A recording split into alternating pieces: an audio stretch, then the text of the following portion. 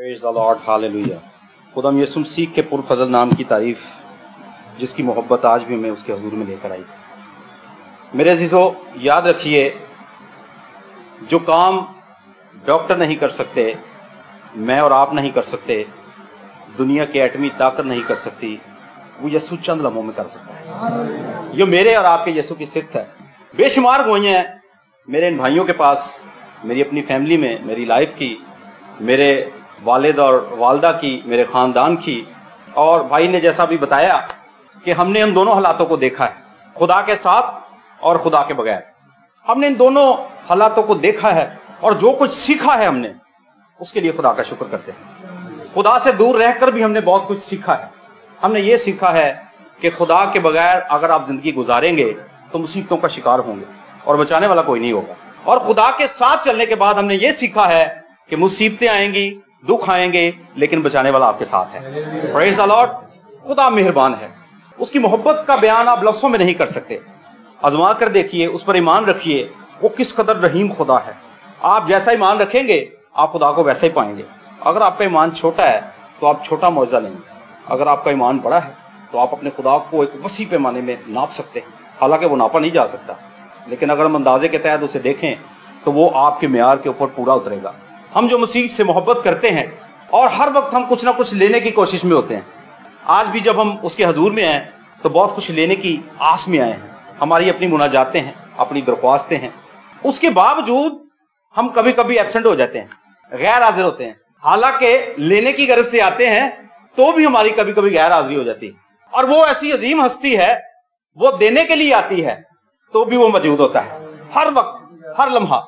अगर हमारे रजिस्टर खोल लिए जाए ना, तो हम जब भी खुदा के हजूर में आए हैं कुछ ना कुछ लेकर आए हैं, और जो कुछ हम लेकर आए हैं वो उसके कसूरवार भी हम हैं, और वो सब कुछ किया दरा हमारा है। अगर हम इब्लीस की गिरफ्त में हैं तो याद रखिए, खुदा एक ऐसी हस्ती है जो चंद लम्हों के अंदर इब्लीस के सारे बंदरों को तोड़ सकती है। खुदा जोरावर है, देखो जोर हमारा है। यहूदा का शेर बबर, खरूज 14 बाब और उसकी 13 से 14 आयत। देखो खुदावंद तुम्हारी तरफ से जंग करेगा और तुम खामोश रहोगे। Praise the Lord. अभी हम दूसरी आयत की तरफ चलेंगे। आप निकालिए यशवा 6 बाब की 10 आयत। अभी हमने पढ़ी है खरूज 14 बाब की 13 से 14 आयत। खुदावंद तुम्हारी तरफ से जंग करेगा और तुम खामोश रहोगे। हमें कुछ नहीं करना पड़ेगा, खुदा हमारी तरफ से लड़ेगा। खुदा अपनी कौम की तरफ से लड़ता है।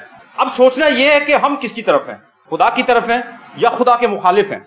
खुदा अपनी कौम की तरफ से लड़ता है और मुखालिफ लोगों को शिकस्त देता है, उनको तहस नहस कर देता है।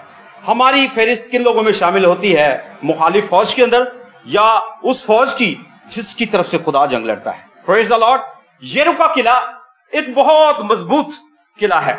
लोग समझते हैं कि इस मुल्क का देवता बहुत जोरावर है।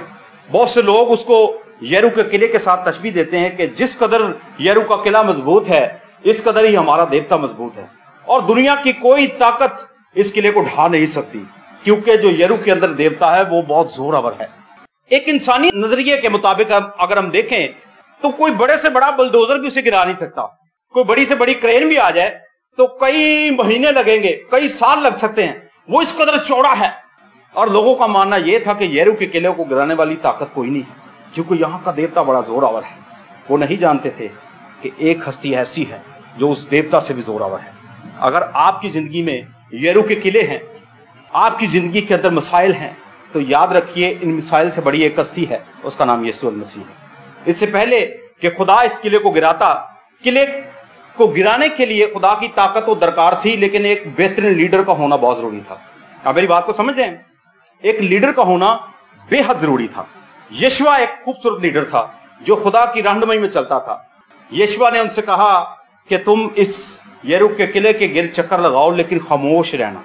यशवा जो है वो एक बेहतरीन लीडर है, वो अपनी कौम को लीड कर रहा है। वो काहिनों से तो कहता है कि नरसिंगे फूंकते रहो, लेकिन लोगों से कहता है कि तुम बिल्कुल खामोश रहो। पहला चक्कर लगाया, लोग खामोश हैं। दूसरा चक्कर लगाया, लोग खामोश हैं। तीसरा चक्कर, चौथा चक्कर और 6वें चक्कर तक सारे लोग खामोश हैं। अब तरतीब देखिए और खुदा के खादम की लीडरशिप देखिए कि उसने हुक्म सादर किया है और सब लोग उस पर अमल कर रहे हैं। अमल क्या है कि तुम खामोश रहोगे। खुदावंद तुम्हारी तरफ से जंग करेगा और तुम क्या करोगे जी? खामोश रहोगे। आज हम बुड़बुड़ाते बड़ा है, हमारे अंदर गिले और शिकवों की एक लंबी फहरिस्त है। यहां तक कि रिश्तेदारों के साथ साथ हम खुदा पर भी ताने कसते हैं। खुदा तूने हमें क्या दिया है, खुदा तूने हमारे साथ क्या किया है, खुदा ये हालात ऐसे क्यों हैं, खुदा मेरा बेटा बीमार क्यों है, खुदा मेरी बेटी बीमार क्यों है, खुदा मैं क्यों कर्जे के नीचे हूं, खुदा मैं क्यों बेघर हूं, मुसीबतें वगैरह वगैरह तरह तरह के हमारे पास गिले और शिकवे हैं। लेकिन अगर तवज्जो के साथ हम देखें, जो कुछ खुदा ने हमें दिया है ये उसका फजल है। हम अपने किरदार की वजह से इसके हकदार नहीं है। आज से पहले जो कुछ खुदा ने हमें दिया है, क्या हमारे किरदार ऐसे हैं कि खुदा ने जो कुछ हमें दे दिया है हमारे किरदार ऐसे नहीं हैं। आइए उन बातों के लिए खुदा की शुक्रगुजारी करें जो खुदा ने हमारी जिंदगी की तरफ से अपनी तरफ से रखी। उन सारी बातों के लिए 7वें दिन उसने अपनी कौम को ललकार कर कहा कि जब 7वां चक्कर पूरा हो तो तुमने ललकारना है। Praise the Lord. वहां पर कोई ना कोई नारा तो होगा। आइए मिलकर हम भी एक नारा लगाए और इनके लोग उठा दें, बोलो खुदा यीशु मसीह की, बादशाहों का बादशाह जो अपनी कुदरत के साथ उतरता है ताकि अपने लोगों को रिहाई दे, निजात दे, बहाल करे और आजाद करे। Praise the Lord. हमारा खुदा वाहिद हस्ती है जो दुखों से रिहाई देती है। आइए मिलकर इस हवाले को पढ़ेंगे। यशवा 6 बाब की 10वीं आयत से भाई से गुजारिश करूंगा, भाई शदाद से, कि वो पढ़ने में रहनुमाई करें। 10वीं आयत। और यशवा ने इन लोगों को यह हुक्म दिया। यशवा 6 बाब उसकी 10वीं आयत, खुदावंद के जिंदा पाक कलाम में लिखा है, और यशवा ने लोगों को यह हुक्म दिया कि ना तो तुम ललकारना और ना तुम्हारी आवाज सुनाई दे और ना तुम्हारे मुंह से कोई बात निकले। जब मैं तुमको ललकारने को कहूं तब तुम ललकारना। Praise the lord, hallelujah. अभी हमने यही सीखा है कि खुदावंद के हुजूर गिले शिकवे नहीं करना, आजिज़ी के साथ आना है। मैं खुश होया जब मैनू आखन लगे क्या वो यहोवा दे। वो जानता है कि यही वो जगह है जहां पर हर मुश्किल का हल मिलता है। हमारा ईमान ऐसा होना चाहिए कि वो पहाड़ों को भी हिला दे। ठीक है जी, जब यरीको का किला ढाया जा सकता है तो आपका खुदा दुनिया का हर वो काम कर सकता है जो दूसरे नहीं कर सकते। हमारा खुदा जोरावर खुदा है। इससे अगर थोड़ा सा हम आगे चलें तो यशवा 7 बाब देखेंगे। यहां पर एक छोटा सा मुल्क है, इसकी तफसील जरा मैं आपको बता दूं, और इस मुल्क का नाम शायद आई का मुल्क है। यरीको को फतह करने के बाद ये लोग फैसला करते हैं कि तुम इस मुल्क के सारे हालात दरियाफ्त करके आओ और फिर जो रिपोर्ट है वो आकर तुमने मुझे देनी है। कुछ लोग जाते हैं और वो कहते हैं कि आप इस तरह करो, वो एक छोटा शहर है, आप 2 से 3 हजार लोगों को लेकर जाओ और आप इस शहर को फतह कर लोगे। वो फैसला करते हैं, ठीक है, हम 2 से 3 हजार लोगों को भेज देते हैं। लेकिन वो जैसे ही आई के मुल्क पर चढ़ाई करते हैं, उन्हें बहुत बड़ी शिकस्त का सामना करना पड़ता है और वो इसराइल उस कौम के सामने भागता है और करीब कोई 36 आदमी उनके वहां पर हलाक हो जाते हैं और वो मुल्क फतह पाता है और इसराइल का मुल्क वहां से शिकस्त पाकर वापस आ जाता है। वो अपने कपड़े फाड़ते हैं, रोते हैं, चिल्लाते हैं, खुदावंद आप तुम्हारी तरफ से जंग करेगा। अगर खुदावंद साथ नहीं होगा तो जंग कौन करेगा? खुदा साथ क्यों नहीं होता? इसकी एक वजह है। पढ़िए भाई जी 7 बाब की 20 और 21 दोनों आए। यशवा 7। और अक्कर ने यशवा को जवाब दिया, फिल हकीकत मैंने खुदावंद इसराइल के खुदा का गुनाह किया है और ये मुझसे सरजद हुआ है कि जब मैंने लूट के माल में बाबुल की एक नफीस चादर और 200 मिसकाल चांदी और 50 मिसकाल सोने की एक ईंट देखी तो मैंने ललचा कर उनको ले लिया और देख वो मेरे डेरे में जमीन में छिपाई हुई हैं और चांदी उनके नीचे है। बस यशवा ने कासिद भेजे, वो उस डेरे को दौड़े गए और क्या देखा कि वो उसके डेरे में छिपाई हुई हैं और चांदी उनके नीचे है। खुदा का हुक्म था कि तुम किसी चीज को हाथ मत लगाना, कोई चीज वहां से लेकर नहीं आनी तुमने। लेकिन अकन ने गुनाह किया, अकन ने खुदा की नाफरमानी की और ये सारी चीजें लाकर अपने खेमा के अंदर उसने छुपा दी। अब ये जो 36 आदमी मरे हैं ये इस गुनाह की वजह से मरे हैं। अब ये जो इसराइल को शिकस्त हुई है ये इस गुनाह की वजह से हुई है। लिखा कि उन्होंने अपने कपड़े फाड़े और वो खुदा के हुजूर रोए कि खुदा आखिर क्या वजह है कि हम ये जंग हार गए हैं। खुदा ने बड़े वाज़ेह तौर पर कहा कि मैं तुम्हारे साथ नहीं। क्या मेरे अजीजों, आज हम जो जिंदगी की जंग लड़ रहे हैं खुदा हमारे साथ है। हम अपने किरदार से, अपने रवैये से अंदाजा लगा सकते हैं कि क्या खुदा हमारे साथ है। अगर खुदा आपके साथ है तो आप जरूर ही जंग जीतेंगे, लेकिन अगर खुदा आपके साथ नहीं तो आप जंग नहीं जीत सकते। मेरे अजीजों याद रखिए कि खुदा के बगैर चलना नामुमकिन है। एक कदम भी आप नहीं उठा सकते। आप जंग किस तरह से जीत सकते हैं? मेरे अजीजों याद रखिए कि जब इसराइल का खुदा हमारे साथ होगा तभी हम फातेयाब हो सकते हैं। एक हवाला और देखेंगे, पहला सलातीन 20 बाब की पहली आयत से जरा देखिए। 20 बाब की पहली आयत। और अराम के बादशाह बिन हदद ने अपने सारे लश्कर को इकट्ठा किया और उसके साथ 32 बादशाह और घोड़े और रथ थे, और उसने सामरिया पर चढ़ाई करके उसका मुहासरा किया और उससे लड़ा। और इस्राएल के बादशाह अखीब के पास शहर में कासिद रवाना किए और उससे कहला भेजा कि बिन हदद यूं फरमाता है कि तेरी चांदी और तेरा सोना मेरा है, तेरी बीवियों और तेरे लड़कों में जो सबसे खूबसूरत हैं वो मेरे हैं।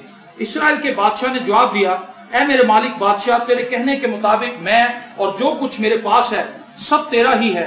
फिर उन कासिदों ने दोबारा आकर बिन हदद यूं फरमाता है कि मैंने तुझे कहला भेजा था कि तू अपनी चांदी और सोना और अपनी बीवियां और अपने लड़के मेरे सपोर्ट कर दे, लेकिन अब मैं कल इसी वक्त अपने खादमों को तेरे पास भेजूंगा, सो वो तेरे घर और तेरे खादमों के घरों की तलाशी लेंगे और जो कुछ तेरी निगाह में नफीस होगा वो उसे अपने कब्जा में करके ले आएंगे। इस बादशाह ने एक बड़ी शरारत की है। वो अखीब से कहता है कि तेरी खूबसूरत बीवियां, तेरा सारा मालो दौलत, तेरी औलाद, सब कुछ मेरा है। जो कुछ तेरे पास कीमती है वो सब कुछ मेरा है। आज अबलीस उतरा है और वो आपसे मुखातिब है। वो कहता है तुम्हारी दौलत मेरी है, तुम्हारी औलाद मेरी है, तुम्हारी बीवियां मेरी हैं, तुम्हारा घराना मेरा है। क्या हम इस बात के लिए राजी हैं कि अपना सब कुछ अबलीस के हवाले कर दें? हमारी मर्जी से सब कुछ हो सकता है। अगर हम चाहें तो उसे रोक सकते हैं, अगर हम उसे चाहें तो इजाजत दे सकते हैं।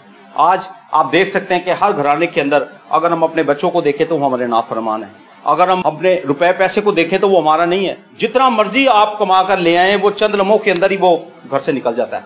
लिखा कि तुमने बहुत कमाया, बहुत की उम्मीद रखी, लेकिन थोड़ा मिला, और जब तुम उसे अपने घर में लेकर आए तो मैंने उसे उड़ा दिया। क्योंकि हर शख्स अपने घर को दौड़ा चला जाता है। खुदा का हिस्सा आज हम नहीं निकालते, दया यकीन नहीं देते, हदिये नहीं देते, शुक्रगुजारियां नहीं देते। सबसे बड़ी वजह यह है रुपए पैसे की कमी का होना इस बात की अलामत है कि हम खुदा के हजूर अपनी पूरी दया यकीन नहीं देते।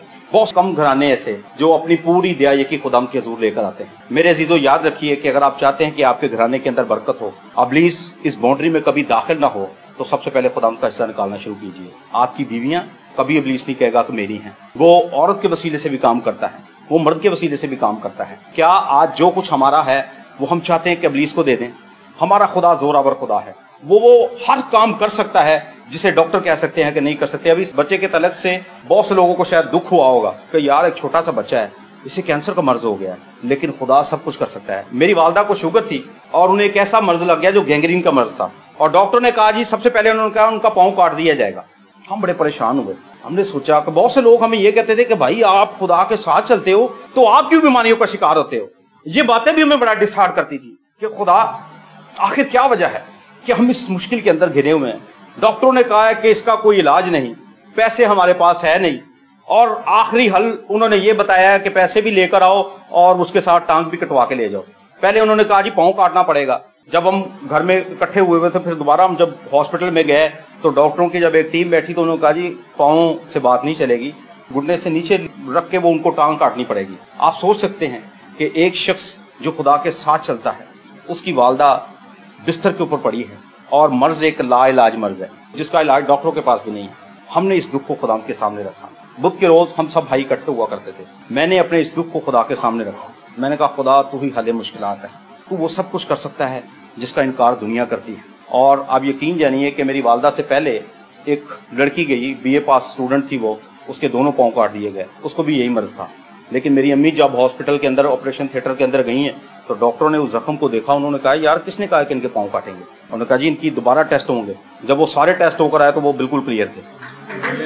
मेरे जीवो, खुदा वो सब कुछ कर सकता है जिसका इनकार दुनिया कर सकती है। अगर आज आप कर्जे के नीचे हैं, बीमारी के अंदर हैं, दुख के अंदर हैं, तो उस पर ईमान रखिए, वो आपको छुड़ा सकता है, वो बचाने की कुव्वत रखता है, वो कुदरत रखता है। खुदा आपके लिए हाथ बढ़ाए हुए है, क्या आप अपना हाथ उसकी तरफ बढ़ाएंगे? खावा ना उन्होंने स्वादले खाने, यहोवा मैं पुकारता हूं, मेरे वल तो छेती है। मेरे अजीजों, जब हम उसे पुकारते हैं वो आने में जल्दी करता है, लेकिन लिखा है कि इब्ने आदम खोए हुए को ढूंढने और निजात देने आया है। क्या आज जो खोए हुए हैं वो उसके गला खाला में शामिल होंगे? क्या मैं खोई हुई भेड़ हूं? आप अपनी जिंदगियों पर नजर कर सकते हैं, अपने किरदार से, अपनी हालत से, अपनी गुनाह आलूदा जिंदगी से।